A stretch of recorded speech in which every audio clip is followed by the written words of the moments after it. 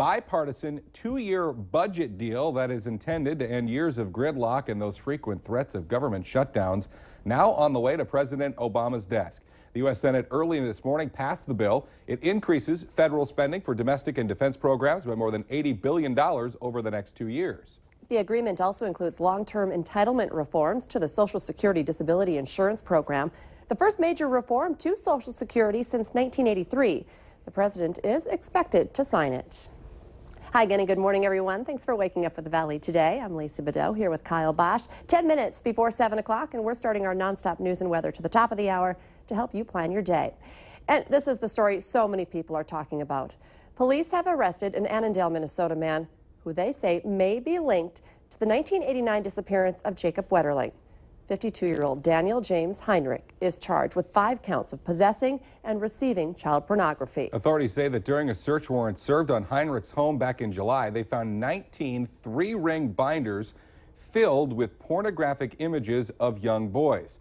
A sample of Heinrich's DNA has also been matched to a kidnapping and sexual assault case involving a young boy from Cold Spring, Minnesota, back in January of 1989, just before Wetterling disappeared. Now, officials say that Heinrich so far has not been charged in connection with the Wetterling abduction, but he is being named a person of interest in that case. The Wetterling family released a statement that says they're grateful for the prayers, support, and the hope shared in the search for Jacob and the search for answers. Heinrich's first court appearance is set for next week. It's now 6:51, and that means it's time for weather and traffic on the ones. And we start with meteorologist Lisa Green on not a bad start to a Friday in October. Certainly not. Temperatures are in the 30s, and we've got warmer weather than we've seen over the last couple of days on the way for today and this weekend, too. We're looking at temperatures starting off into the 30s this morning and then rising quickly into the 40s and eventually the low to some mid-50s in Fargo-Moorhead for our hourly planner today. So looking good as far as temperatures are concerned. We're going to have some clouds again sticking around. Some sunshine will try to peek through those clouds, though, off and on throughout the day.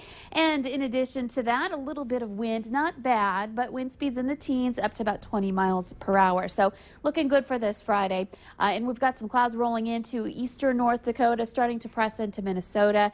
And that's going to be the story for the day, off and on cloudiness. 37 degrees in Fargo, 34 in Grand Forks. A chillier start at the bus stop in Jamestown at 31, Valley City, Oaks, and Langdon at 32 degrees, and over into Minnesota we're looking at some mid to upper 30s there. And our winds, again, a little breezy but not terrible. We're seeing those winds out of the south helping to bring in that warmer air, and they are in the 5 to 15 mile per hour range. Again, at times we'll see some gusts to about 20 miles per hour. So today looks good. Football Friday tonight looks good, and Saturday, big day for trick-or-treaters, also looking great. Our high temperature for our Halloween tomorrow, 60 degrees, so that'll be nice and warm. For trick-or-treat time, maybe a little cooler than that. We'll start off in the afternoon in that 60-degree range, and then temperatures will start to dip into the 50s, and maybe a little breezy, steady speeds in the teens out of the south, and perhaps gusting a little bit higher than that. So not perfect, but certainly a lot better than Halloween's past, where we've had snow, we've had wind, we've had rain. It's looking pretty good coming up for this Saturday, 60 degrees the high. And for Sunday, don't forget to turn your clocks back overnight, Saturday into Sunday. And Sunday looks good too, 59 degrees. And we'll hang on to this milder weather even to start next week before our next chance for precipitation rolls in. Let's check in now with Al for a traffic update. I am westbound on Interstate 94. I'm got on here at University Drive, and I'll tell you something. Traffic is really thick this morning. Getting onto the interstate at South University Drive or getting on at 25th Street is a real adventure, let me tell you.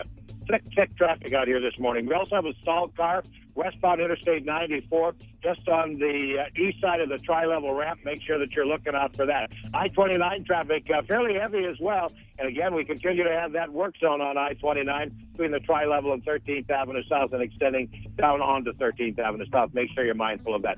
Drive extra carefully today. Look out for those kids at Halloween. Willamette Valley today traffic. 6:54 now. We have new information for you this morning about a story that we first told you about yesterday here on the Valley Today, a closure of a section of I-29. Police shut down part of the interstate between Watertown and Brookings, South Dakota Wednesday night. Investigators say a state trooper had just finished with a routine traffic stop when he heard a loud pop. Then one of his patrol car windows shattered. Traffic was diverted off of the interstate for a few hours while police investigated. No one was hurt. Law enforcement doesn't believe the public is in any danger. Murder charges have been dropped against a Moorhead teenager. The 16-year-old had originally confessed to killing 55-year-old Bradley Carrington, saying that Carrington had been sexually abusing him for several years. He then, however, changed his story, saying that he lied to protect his brother, Anthony Rodriguez of Fargo. Rodriguez has since been charged with second-degree murder in the case. Hopes of finding the third victim of a boating accident that claimed the lives of 3 Baudette men on Lake of the Woods earlier this month are beginning to fade. The bodies of Justin Hogvent and Cody Ostendorf were recovered 2 weeks ago, but Keith Ayers remains missing. The sheriff says searchers should still be able to see a body from the air, but once the lake freezes over, chances become very slim of finding the last victim. Thousands of people in the valley are bracing for health care premium increases.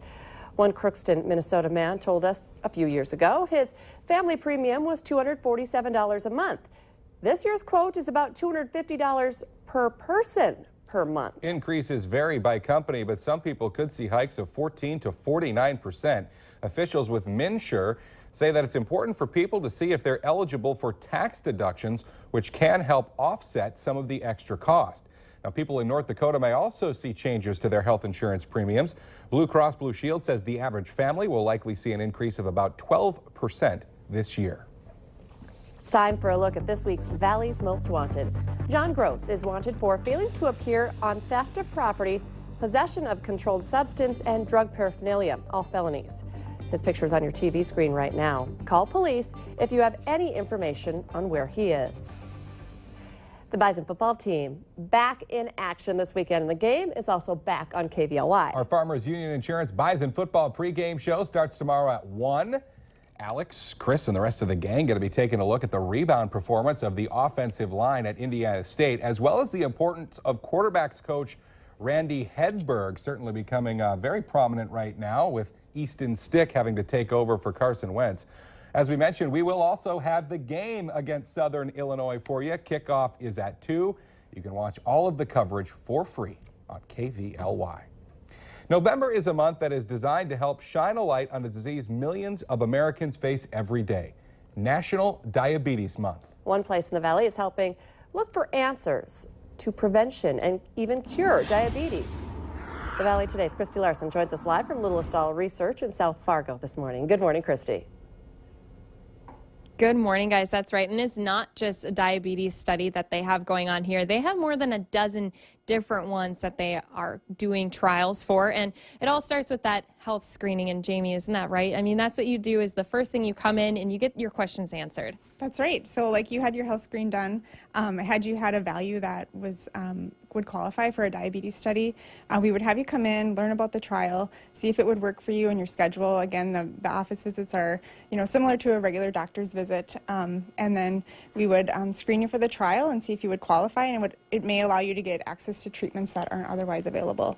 And I know, too, like we said before, but we want to mention it again, sometimes this really does help people who have diabetes take better control of diabetes and of their lives of this disease. That's right. The more that you spend time, trying to learn more about yourself and how to control your blood sugars and everything, we do see people have improvement in their diabetes, even if they're not actually even on study drug. And I mean, like we said, there's a lot of different health conditions. So it's all about taking that first step of going online and seeing what you guys have. And then the next step of learning more about what you guys do here. That's right. Just a brief phone call. You can learn that it's really not as intimidating as you might think. And we, like I said, we work with your schedule and make sure it's something that could work with your lifestyle.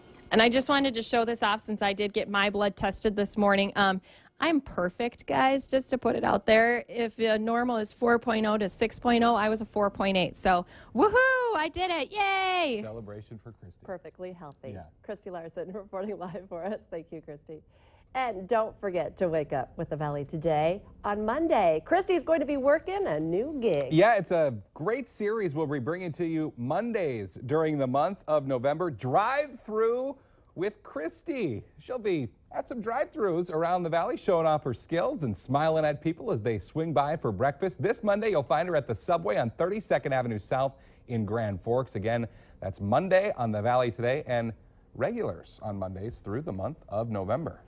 Let's get our answer now to our question of the morning on Facebook. According to one insurance study, almost 1 in 10 car crashes are caused by these. The answer, bugs. Flying around in the car and wave at it. And swerving off the road. I had a spider drop down on me once. It was not good. It was not good.